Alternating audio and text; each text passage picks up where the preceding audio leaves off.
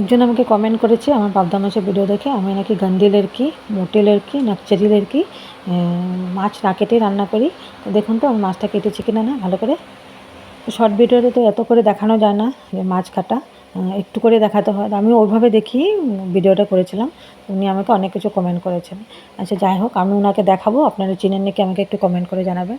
তো মাছটা ভালো করে কেটে একদম ঘষে সাদা করে ধুয়ে নিয়েছি। তারপর ছোটো ছোটো করে বেগুন কেটেছি, কেটে ওটার মধ্যে নুন, একটু করে লঙ্কার গুঁড়ো, একটু করে না পরিমাণ মতো লঙ্কার গুঁড়ো যেটুকু ঝাল খান আপনারা, তারপরে দিয়ে দিয়েছি হলুদ গুঁড়ো, অল্প করে টমেটো বাটা আর পেঁয়াজ কুচি আর তেল দিয়ে আমি ভালো করে বেগুনটাকে আগে ভালো করে মেখে নিয়েছি, মেখে নরম করে নিয়েছি।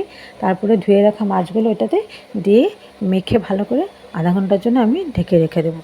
তো যিনি আমাকে কমেন্ট করেছেন ওনার পিকচারটা আমি আপনাদেরকে দেখাচ্ছি, আপনারা কমেন্ট করে আমাকে জানাবেন উনি কে, ওনার বিষয়ে আমি একটু জানতে চাই। এই হলেন উনি, আপনারা কেউ চিনেন নাকি আমাকে কমেন্ট করে জানাবেন।